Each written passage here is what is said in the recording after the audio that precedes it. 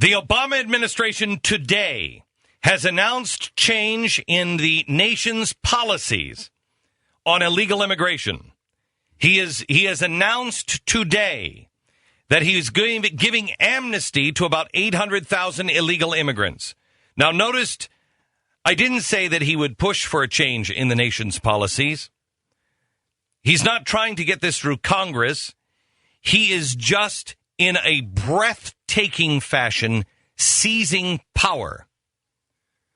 This is exactly what a dictator does, not an American president. We are a constitutional republic. They don't do that.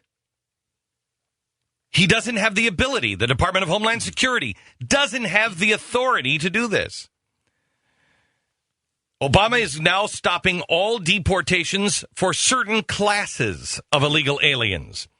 Essentially, he is going to put in place the DREAM Act without dealing with the hassles of debating it, voting it, discussing it, even writing an executive order. He's just doing it.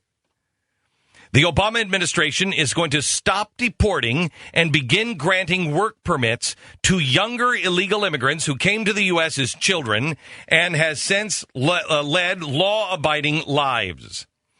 Under the administration's plan, illegal immigrants will be immune from deportation if they were brought to the United States before they turn 16 and are younger than 30. If they have been in the country for at least 5 continuous years. Now, wait a minute. If you were brought here before you were 16 and you're younger than 30, why not those who were brought here at 15 and are now 50? Why the cut? Why 16 to 30? Kick them out. They're different. I love that, too. You have to be able to stay in the United States for 5 consecutive years. So you have to be a consistent lawbreaker to get this benefit. If you happen to go home in between, then no, of course not. I want you to see this for exactly what this is.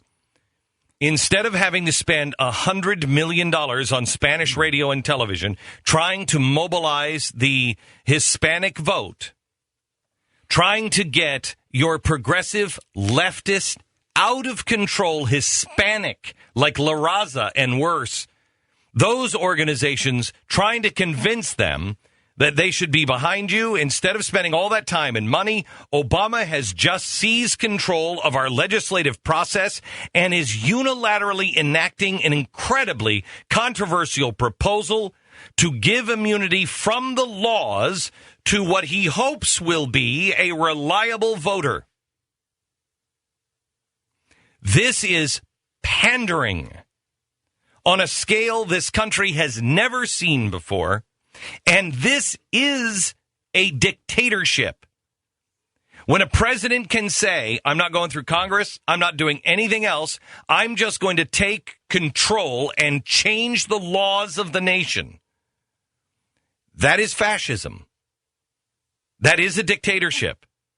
Make no mistake, what we said would happen 3 years ago has just happened today. We said, Congress, you better be careful because you are being made irrelevant.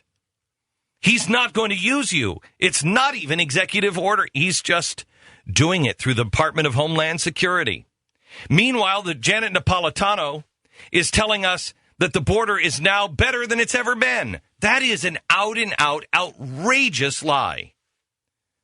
This is one of the most important topics of our lifetime, what's happening on the border. It is a war zone. It is worse than a war zone.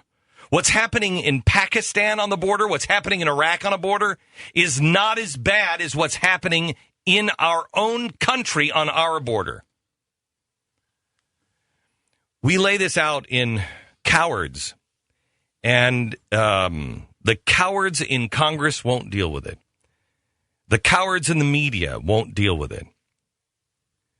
The cowards in the Oval Office won't deal with it. President Barack Obama is a coward. He knows he can't make the case. He knows you'll never go for it. And so he just takes it. It's one thing to say that that's a mark of a courageous man, just moving forward.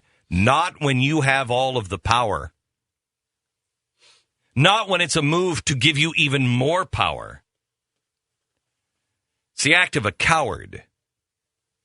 Based on every crazy thing like news reports and word of border guards, words of eyewitnesses, what's happening on the border is out of control.